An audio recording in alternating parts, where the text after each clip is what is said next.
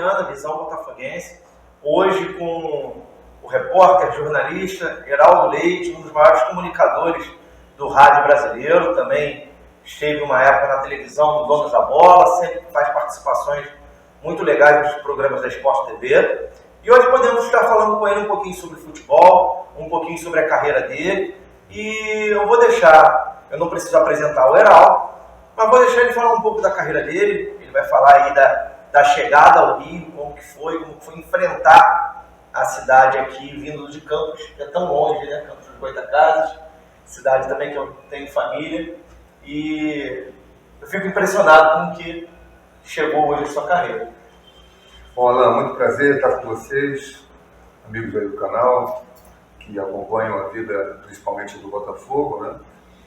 É um prazer falar com vocês, contar um pouquinho da história. Minha história é um pouquinho comprida, né? Não vou me estender muito para a gente intercalar curiosidades suas, né?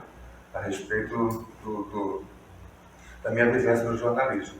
Em resumo, vou fazer agora dia 1º de setembro de 2022, 45 anos de jornalismo esportivo com carteira assinada desde a Rádio Nacional em 1977, quando eu fui contratado, eu ainda estudante de jornalismo, tinha vindo de Campos para fazer faculdade na UFRJ em 75, e antes mesmo de me formar, eu consegui, buscando aqui e ali, conhecendo por causa das minhas primeiras incursões no rádio esportivo de Campos, na Rádio Continental, na Difusora, na Cultura. Eu tinha conhecido profissionais do Rádio do Rio, Sérgio Moraes, Carlos Araújo e outros tantos. E comecei, quando eu vim fazer faculdade no Rio, procurar espaço de estágio, né, de aprendizado nessas rádios grandes, Globo, Tupi. E a Nacional fez uma equipe nova. O Zé Carlos Araújo saiu da Rádio Globo, foi para a Rádio Nacional, levando um novo conceito de futebol da moda, de linguagem jovem, contrabalançando com os profissionais da Rádio Globo, da Tupi também, que tinham já há muito tempo, né? Valdir Amaral, Valcei Camargo, Jorge Cury. E ele montou uma equipe, a ideia de montar uma equipe jovem. Eu falei, esse é o meu perfil, né? Estudante de jornalismo, gosto de futebol, tenho uma iniciação de rádio de Campos. E aí busquei a oportunidade com ele, e ele me deu a chance. E eu lá em setembro de 77 comecei a cobrir Vasco, fiz 3 meses de experiência e fiquei na Rádio Nacional. Deixei até a oportunidade de um emprego, que era o chamado emprego para a vida inteira, que eu tinha passado no concurso do Banco do Brasil, e o Banco do Brasil me chamou. Só que eu já estava trabalhando na Rádio Nacional e eu abri mão do Banco do Brasil. E o Banco do Brasil está lá até hoje, esperando até hoje eu chegar lá para assinar o contrato. Perdeu uma grande voz para chamar lá no caixa, né? Dirija seu caixa. Então, aí de lá para cá foi a minha trajetória, né? Começou ali e veio até hoje. Foram 35 anos de reportagem e depois me tornei comentarista, que é uma coisa mais ou menos natural, o processo, por exemplo, que fez o Washington Rodrigues. Não que todos façam. Muitos viram narradores, outros seguem repórteres a vida inteira, como o Denis Menezes e o Cleber Leite, que foram repórteres, até apresentadores de programas, mas não derivaram nem para a narração, nem para o comentário. Eu segui mais ou menos o caminho do Apolinho, me tornando comentarista, porque eu gosto da análise do futebol. Bom, e a sua grande paixão é a seleção brasileira. E dentro desses anos, cobrindo a seleção, cobrindo os clubes, o futebol, não tem como não perguntar. Sua história com a seleção brasileira, os seus principais momentos já foram ditos em muitas mídias, mas eu acho interessante para o nosso. Bom, minha primeira experiência com seleção foi com a seleção de novos do Brasil, que hoje seria a Sub-20. Em 1980, o Brasil foi disputar um torneio sul-americano classificatório para a Copa para a Olimpíada de 80 e seria para a Olimpíada de 84. E aí o Brasil perdeu, levou um pau atrás do outro lá para a Colômbia, para a Argentina, terminou em 5º lugar, não se classificou. Mas foi a primeira experiência travada do Jaime Valente, era o técnico da seleção, com uma cobertura de seleção brasileira. Foi pela Rádio Nacional, Geraldo Mainense pelo Jornal Globo, Antônio Maria Filho pelo Jornal Brasil, já grandes nomes aparecendo já ali e eu começando a entrar nessa seara. Em 81, De 80 para 81, o Apolinho disse, olha, eu não quero mais ser repórter. Ele fazia reportagem de campo com o Denis Menezes na Rádio Nacional. Luiz Mendes era o comentarista e eu era o repórter iniciante. O garotinho, né, o Zé Carlos Araújo, me usava muito para fazer movimento de galera. Ouvir torcida na saída, na entrada do estádio, mesmo nas arquibancadas. E era um trabalho novo, que hoje todo mundo faz, mas naquela época não se fazia. Torcedor era para ouvir, ouvinte é para ouvir, não é para falar no rádio. Ele começou a dar voz à torcida, aquele movimento do rádio mais moderno, do rádio mais dinâmico e tal. Mas em 81, o Apolinho deixou de ser repórter de campo e virou comentarista. Quem seria o repórter para fazer dupla com o Denis? A primeira hipótese foi contratar um profissional. Tirar Kleber Leite da Tupi era difícil. Na época, acho que já na Globo ele estava, o Loureiro na Globo. E eles pensaram em trazer o Roberto Silva da Rádio Bandeirantes. Mas o sotaque paulista interferia nisso, né? Poderia não cair bem. Havia muito mais do que hoje a rivalidade Rio São Paulo, no futebol, o bairrismo. E aí o Apolinho disse para o Zé Carlos, aposta no garoto. Eu tinha então, em 1980, 23 anos. E ele então me deu a oportunidade. E eu fui indo, pegando a experiência, absorvendo tudo de conhecimento que o Denis e o Washington podiam me trazer, de ensinamentos. E aí em 81 eu fiz a primeira viagem internacional com a seleção, fazendo dupla com o Denis, numa excursão preparatória para a Copa de 82. O Brasil foi jogar em Paris, Londres e Stuttgart, contra a França, contra a Inglaterra e contra a Alemanha. Ganhou os 3 jogos. E nós trabalhávamos muito, porque para fazer frente à potência que eram a Rádio Globo e a Rádio Tupi no esporte, o Zé Carlos o garotinho criou uma programação grande na Rádio Nacional. Tinha programa meio-dia, 1 hora de duração. Tinha No Mundo da Bola, às 6 horas da tarde. Tinha o Bate-Bola Nacional à noite. E tinha o Nacional Esportes no final da noite, de 11 à meia-noite.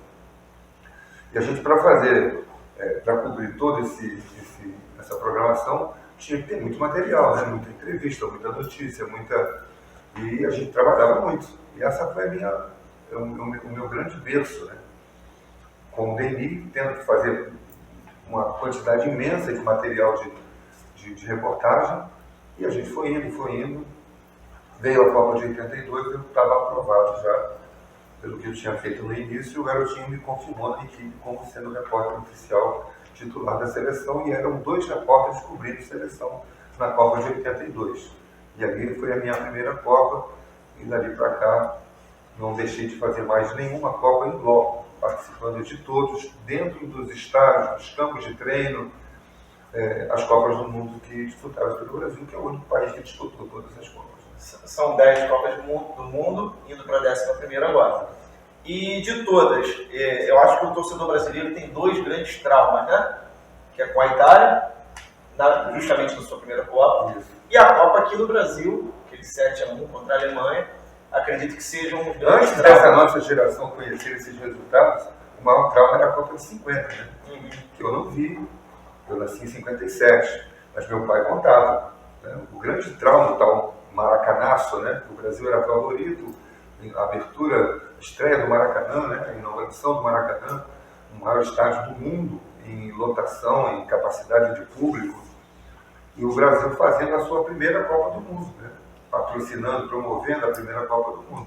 Então o Maracanaço de 50, com o Uruguai ganhando com o gol de Didier, e derrubando, né? Silenciando aquele mar de gente, né? Aquela massa torcedora contam que mais de 200 mil pessoas, porque tinha muita criança no estádio, né? Depois nunca mais teve público de 200 mil. Talvez muita gente tenha assistido com o pescoço comprido por trás da multidão, lá tinha geral, que cabia 30 mil pessoas, enfim. Esse era a grande decepção. Aí depois vieram Sarriá e Mineirão. Sim.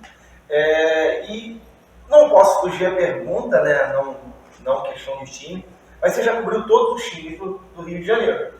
Cobrir times, assim, o que a gente chama de cobertura diária. Sim. Eu só cobri Flamengo e Vasco. Sim. Comecei fazendo Vasco, colocado lá pelo garotinho, até tinha um repórter mais antigo fazendo a cobertura do Vasco, e ele me botou de experiência. Aí eu fiquei 3 meses, Ele estava de férias, né, no mês, segundo mês, quando ele voltou, ele foi cobrir o América, o Zé Carlos não continuou mais no Vasco. E ali eu fiquei 7 anos, cobrindo o Timaço, que foi campeão de 77, o Mazzaropi, Orlando, Abel, Geraldo, Marco Antônio, Zé Mário, Zanata, Dirceu, o Wilson, Roberto e Ramon, um time que era uma verdadeira seleção carioca, dividindo com o Flamengo a primazia de quem era o melhor naquela época. Esse foi a minha primeira cobertura, fiquei 7 anos e depois fui cobrir o Flamengo. Passei a cobrir o Flamengo em 1982, final de 82 e início de 83, na época da venda do Zico, foi o grande furo de reportagem na minha vida profissional, a venda do Zico para a Itália, né? Em 83, depois do Flamengo conquistar o título brasileiro, inclusive com o gol do Zico, ele é vendido para a Itália. Então, cobertura, aí fiquei no Flamengo 8 anos. Cobertura de clube foi isso. Agora, fiz jogos do Botafogo, final do Campeonato Brasileiro de 95, o Campeonato da Copa Comebol do Botafogo de 93, todos esses títulos eu acompanhei do Botafogo, como acompanhei do Fluminense também. O Fluminense bicampeão brasileiro, campeão disputando a Libertadores, né, quase campeão de Libertadores. Cobri os jogos, algumas concentrações, né, alguns treinos de época final de campeonato, mas não aquela cobertura diária. Então, mas de qualquer forma, eu não tenho como fugir da questão, quais grandes momentos do Botafogo você acompanhou dentro do campo, cobrindo então, o jogo? Muitas finais, né? Muitas finais em Maracanã. Uhum. Por exemplo, o título de 95, eu não estava na final, eu tinha acompanhado a cobertura, mas naquela época final, foi uma época difícil para minha família, a perda do meu pai, e eu tinha me afastado do rádio naquela época da final de 95 que eu assisti pela televisão. Mas eu vi, por exemplo, o Botafogo campeão de 89. Acho que esse foi um grande momento que eu vi do Botafogo. Valdir Espinosa era o técnico do Botafogo. Botafogo, 21 anos sem título, naquela decisão com o Flamengo, jogada de Mazolinha, gol do Maurício, o chamado gol que os rubro-negros dizem que teve o empurrão do Maurício no Leonardo. Dizem que com o VAR não tinha aquele gol. Com o VAR, não, eu acho ao contrário, eu acho que eu confirmaria que o toque que ele deu, pelas características do futebol de hoje, não seria suficiente para derrubar o adversário. Ele caiu porque ele passou da bola. Eu acho que o gol foi legal, apesar de toda a polêmica que existe até hoje. Mas, enfim, o repórter de campo na época era repórter de campo mesmo. Fazia não só a ponta atrás do gol, que é o detalhe dos lances que o narrador pede, pela proximidade que o repórter está do campo, o narrador está longe, mas também as entrevistas. E a gente entrevistava os jogadores, eu e na época em 89, eu estava na Rádio Tupi. Éramos eu e o Danilo Bahia, os repórteres da Tupi. E a gente entrevistou todos os jogadores do Botafogo, titulares, reservas, comissão técnica, e eu fiz uma grande entrevista com o Valdir Espinosa na boca do túnel depois do jogo. Espinosa, terminado o jogo, festa, comemoração dos jogadores, e eu não fui para o campo diretamente, fui no Espinosa. Porque, afinal de contas, eu entendi que ali era aquele momento do comandante que conseguiu levar um clube, né, tão carente de títulos e num jejum imenso a uma conquista espetacular. O Botafogo ele sofre dessa carência há um bom tempo, né? Você vê que hoje o americano John Textor é ídolo da torcida. Você tem um administrador. Isso é muita carência, a carência é do ídolo. Um clube só se torna grande por 2 motivos. Ou pela sua quantidade de títulos conquistados, campeão todo ano, ano sim, ano não, ou porque tem muitos ídolos. O Botafogo é o segundo caso. O Botafogo sempre teve muitos ídolos. Lá desde o tempo de Garrincha, Amarildo, antes até Heleno de Freitas. Né? O time de 68, eu nasci em 1957. Em 68 eu tinha 11 anos e eu ganhei na minha madrinha um time de futebol de botão, que eu adorava jogar futebol de botão no chão da sala da minha casa, lá em Campos. E ela me deu um time do Botafogo, que era o ataque Rogério, Roberto, Jairzinho e Paulo César. Aquele time com Carlos Moreira, Zé Carlos, Leônidas e Valtencir, Carlos Roberto e Gerson, e esse ataque, Rogério, Roberto, Jairzinho e Paulo César, era um time que encantava o futebol. É como hoje você gostar de ver o Flamengo jogar, independentemente de ser ou não ser Flamengo. Ver o Flamengo jogar é bonito, ver o Palmeiras jogar é bonito, até o Fluminense, que nesse momento, especificamente, está jogando futebol bonito. Naquela época era o Botafogo e o Santos, que todo mundo queria ver jogar. Eu tenho amigos rubro-negros de infância que vinham de Campos para cá para ver o jogo do Botafogo, no Maracanã. Para ver o Botafogo jogar no domingo de tarde, no Maracanã, com 100 mil pessoas, 80 mil pessoas. E é incrível a diferença de pensamento daquele período, né? A gente pensa que o ser humano evolui, mas hoje, se você faz isso, você é acusado de torcer contra o time, você é hostilizado, você acaba não sentindo o futebol apenas pelo futebol. Infelizmente, o homem não evoluiu nesse sentido, né? Das relações humanas. A gente fala tanto hoje em não homofobia, não racismo, né? Todos movimentos muito importantes, mas e a não hostilidade? Sim. A quem simplesmente pensa diferente de você, seja na política, na religião, no futebol, onde quer que seja. O homem não evoluiu, o homem ser humano não evoluiu, infelizmente. Meu sonho seria ver, como já vi muitas vezes, torcedores do Flamengo e do Botafogo sentados lado a lado, do Vasco e do Fluminense, sentados lado a lado, cada um torcendo com a sua paixão pelo seu clube, sem que isso precise representar o sofrimento do outro. É porque a falência do ser humano é você odiar e querer matar o outro por causa de uma opção. Então você vai ser católico, vai matar o evangélico vai matar um budista. Então o ser humano ele tem que pensar que o futebol é uma paixão, mas que ele não pode ser a razão de vida ou de morte. E isso é muito complexo de se debater, mesmo nos dias de hoje. Agora, qual a sua perspectiva para essa Copa do Mundo? Vou fazer uma pergunta com 3. Para essa Copa do Mundo, para os rumos que o futebol brasileiro está tomando para a chegada das SAFs, né? Já temos 2 clubes grandes vendidos, como o SAF, o Cruzeiro do Ronaldo, o Botafogo do Textor, e o Vasco agora com 777. Né? Já podemos dizer que tem um terceiro clube grande. Então, qual a sua perspectiva como amante de futebol para essa chegada? Bom, Copa do Mundo, vamos falar adiante. Essa questão das sociedades anônimas do futebol, eu vejo assim como um mal necessário. Eu não gostaria que fosse assim. Gostaria que seu time fosse uma empresa? Não gostaria. Gostaria que meu time fosse forte, como ele foi.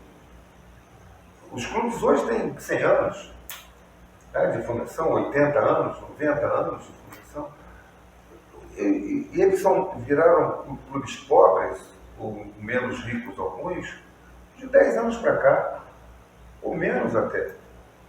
Botafogo, por exemplo, né? A gente está falando mais do Botafogo. Até os anos 2000 em 2000,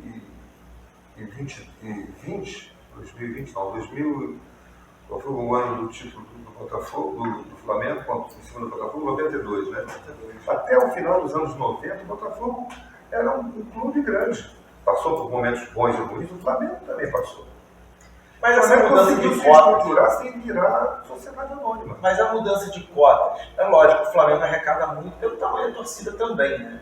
Boa administração e tamanho de torcida. Né? Cota de TV. Será que essa cota não causa esse desequilíbrio que se deu hoje? Pode causar, pode ser que sim. E aí é aquela coisa da própria sociedade. As águas correm para o mar. O rico está cada vez mais rico, o pobre cada vez mais pobre. Porque o rico tem mais poder de compra, ele compra mais coisas e ele fica mais rico. O pobre tem menos poder de compra e cada vez ele compra menos, cada vez ele tem menos, cada vez ele fica mais pobre.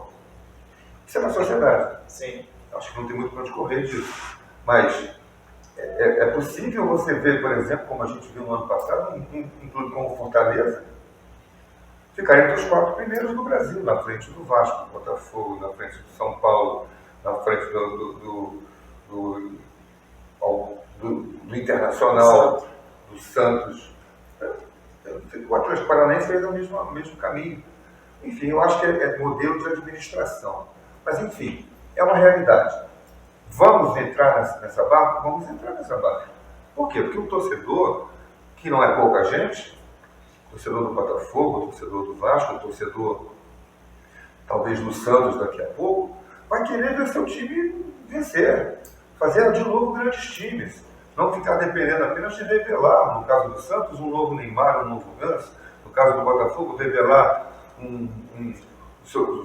hoje a gente até pensa um pouquinho mais quanto tempo faz que o Botafogo revelou um grande jogador, né? O último que foi vendido para o exterior foi o Luiz Henrique, já voltou, não chegou a fazer a carreira internacional. O Flamengo revela muitos jogadores, o Fluminense tem uma base muito forte lá em Xerém, mas a base hoje em dia, com a globalização do futebol, deixou de ser municiadora de grande time profissional, porque o jogador não chega lá. O Vinícius Júnior, com 17 anos, foi vendido. O Fluminense revelou o Luiz Henrique agora, Luiz Henrique, não, Luiz... Não lembro o nome do jogador. Luiz Henrique. Acho que é o nome. E foi embora. Né? O Palmeiras está revelando um garoto Henrique, com 16 anos, que não vai chegar aos 18 anos no time principal. Vai embora. Já tem campanha até para ir para o Mundial, esse menino. A base que foi aquela que o Flamengo criou, o futebol, craque Flamengo faz em casa. Depois o slogan foi aperfeiçoado. Craque Flamengo faz em casa e vende para fora. O Botafogo, aquele time de 68 que eu falei, revelou 8, 9 jogadores. Toda essa turma, Carlos Roberto, Rogério, Roberto, Paulo César, saíram da base do Botafogo. Só o Gerson veio de fora. Então você revelava jogadores, botava em cima e eles jogavam 5, 6, 7, 10 anos ali. Hoje não tinha essa ânsia de ir para o exterior. Hoje, qualquer entrevista, qualquer garoto promissor do sub-20 do Botafogo, ele vai te dizer qual é o sonho dele. Jogar na Europa. E como é que você vai também querer frustrar os sonhos de um garoto? Da família dele. A família está querendo, está apostando no garoto que vai ser a sensação do futebol do Botafogo, mas que com isso ele vai poder ter um valor de mercado para ser vendido para a Europa por milhões de dólares. O próprio Matheus Nascimento está passando por isso, com dificuldade de renovação, porque a família espera que ele vá para a Europa muito em breve. Mas os clubes europeus já são todos empresas, né? Muito difícil você ver uma associação esportiva na Europa e mal bem é um modelo que dá certo. Não sabemos se vai dar certo de fato aqui no Brasil. Pois é, aí vem um sheik árabe e compra o clube. Derramamento de dinheiro.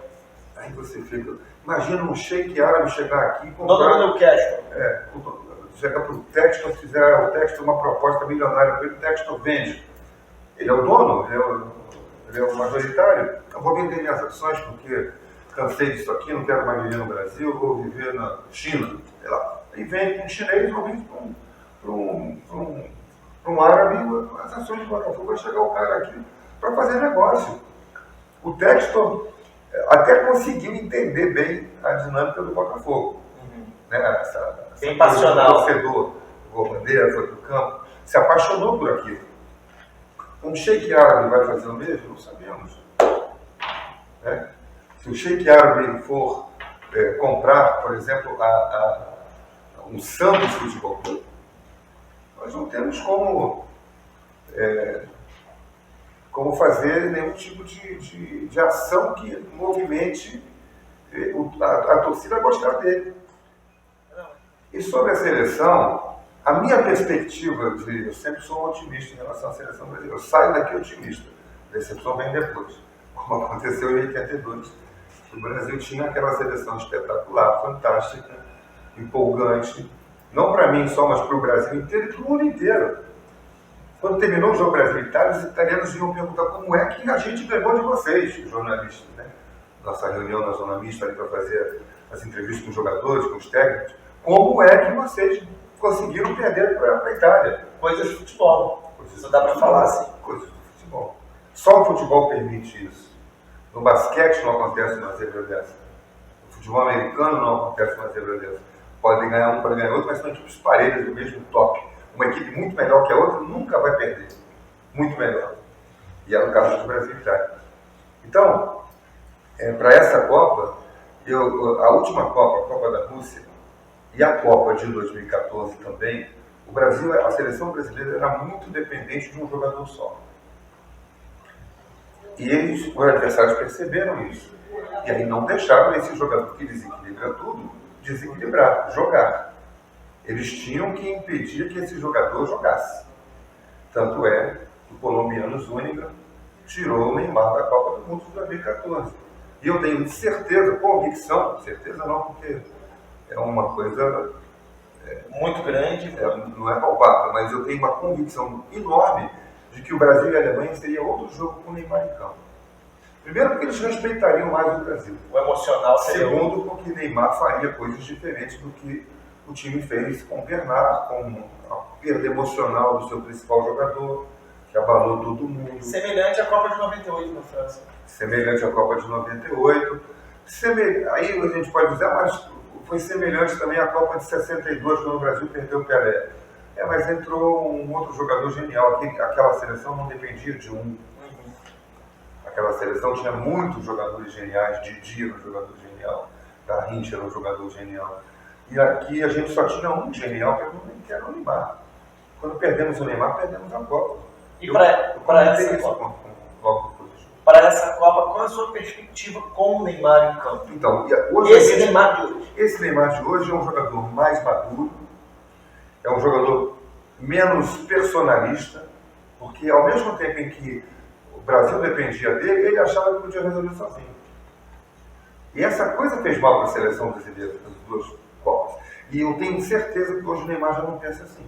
Ele já sabe que ele não pode resolver sozinho, que a seleção tem que ser um conjunto, e o Tite já percebeu que o Brasil tem que ter uma equipe e não depender de um jogador só para resolver. Não confia só que ele vai resolver. Então outros jogadores decisivos estão aparecendo, Casemiro é decisivo, os garotos que estão aparecendo, Vinícius Júnior, Rafinha, o Pedro, que talvez seja o grande elemento surpresa dessa próxima convocação e da convocação final para a Copa. Enfim, o Brasil tem outras dependências hoje, tem outras molas propulsoras capazes de fazer a seleção ser vitoriosa. Vai ganhar a Copa? Não sei. Mas dá para a gente pensar que é possível jogar, entrar na final e ganhar. Porque a Alemanha também já não é mais a mesma. É um time mais envelhecido. E nós não temos uma superpotência. A própria França tem seus altos e baixos. O Tite andou comentando até o Pedro Raul ultimamente. Será que ele vai estar naquela lista de espera? Acho que não. O Pedro Raul, acho que é um pouquinho mais para adiante. Eu acho que é o Pedro Guilherme, do Flamengo, e acho que se tivesse que levar alguma novidade, que fosse o Rafael Veiga do Palmeiras. Esse eu acho o outro jogador, além do Pedro, muito injustiçado da seleção por não ter tido oportunidade de mostrar que tem capacidade de jogar na seleção. Obrigado, Heraldo. Obrigado pelo seu tempo, por estar aqui, por participar aqui do Visão Botafoguense. Valeu, Alan. Quero mandar um abraço aí para os amantes botafoguenses e para os seguidores aqui do canal, né? Sim. Visão Botafoguense, que tenha sempre uma visão positiva do Botafogo. Agradecemos a participação do Heraldo. Aprendemos muito, né, nesse momento, como se faz cobertura esportiva, como se trabalha com jornalismo esportivo. E com certeza é um prazer ter uma lenda do jornalismo esportivo aqui no nosso canal. Muito obrigado. Obrigado. Boa tarde. Até a próxima. Um abraço a todos. Até a próxima.